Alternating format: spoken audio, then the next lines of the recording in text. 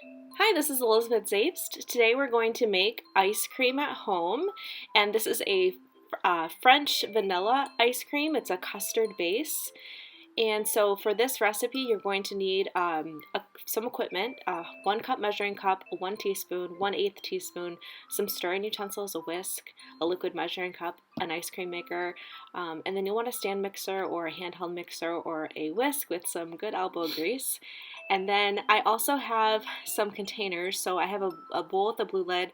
That's going to be to store my custard in while it's cooling. The container on top is to store it in the freezer once it's ready to be made into ice cream. And then also the pot as well. Here's the equipment listed out.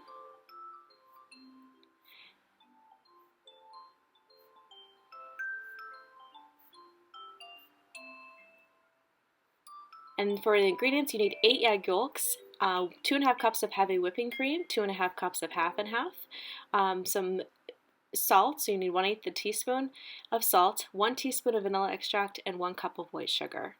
And then for the half and half, you'll pour this into a pot. So this is just the 2.5 cups of half and half. You're going to heat that not until it's boiling. You don't want it to boil. Just heat till it's simmering and it's hot. So stir that and heat that, medium heat, and then set it aside when it's there. And then you will pour in your egg yolks into mixing bowl, and then scrape all of that out.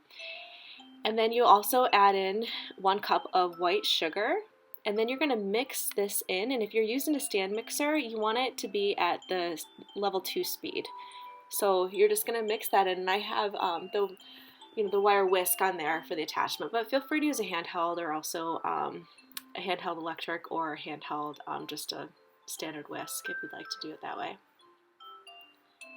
So I have that going, and so now we're actually adding in that heated half and half, and we're doing it very slowly because we want to make sure that the eggs don't cook. So this is called tempering.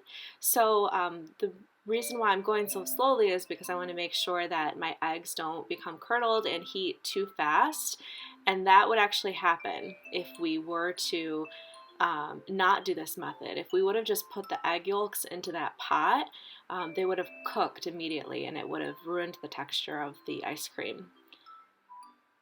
With it being a custard-based ice cream, it's a French custard base, and it's a really smooth, rich ice cream with a higher egg content and cream percentage than a standard ice cream would be. So as I mentioned, this is the course concept, it's tempering. So as the heated half and half is slowly drizzled into the egg yolk mixture with the sugar, we're tempering the egg yolks, so it prevents them from cooking.